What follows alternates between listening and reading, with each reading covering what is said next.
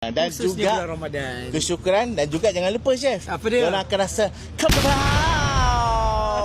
Assalamualaikum warahmatullahi. This is your boy Pek Mashima. Que paso homie. Salam Ramadan Karim pada semua muslim-muslimat. Our first week of bulan puasa. Tak tahu nak makan mana, Abang Pek akan bawa korang pergi ke Permata. Jom kita pergi tengok ramai-ramai. Vamanos. Abang Pek tak naik?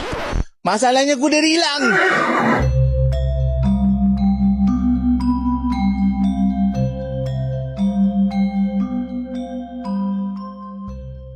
Chef Meldy, Ramadan tahun ni 2026. Apa yang special kat Permata ni, Chef? Okey, untuk bulan Ramadan tahun ni kita bawa makanan yang unik-unik, yang dekat di hati.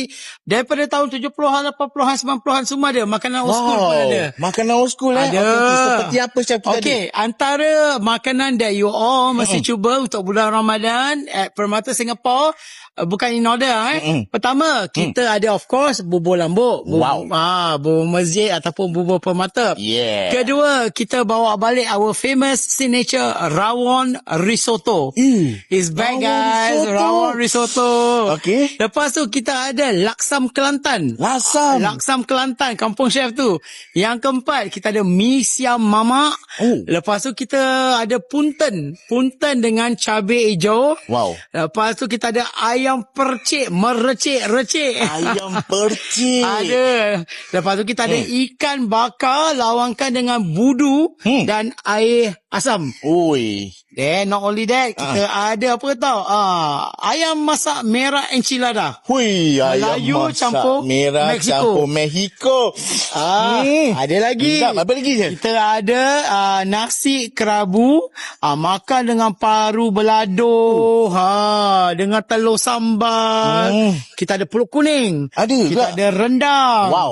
Kita ada apa? Macam-macam lah kita cuba. Dan ada satu, kita ada mi wak katuk. Mi wakato. Mi wak katuk ada. Wow. Jadi kalau datang ke Permata ni, kita sini kita menang rasa, flavor, rasa.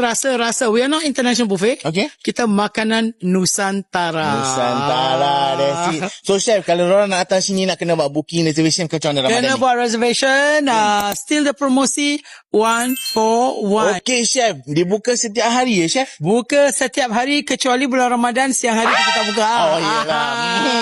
Kalau baru nak ingat, kalau terlupa tak apa. Question Nasib baik ada. Okay, kita buka 7 days a week. Dan promosi kita masih teruskan 1 for 1. Wow, 1 for 1. Hebat, Chef. Guys, aku boleh katakan masakan-masakan Chef Meldy ni, the curator by Chef Meldy, memang sedap kerana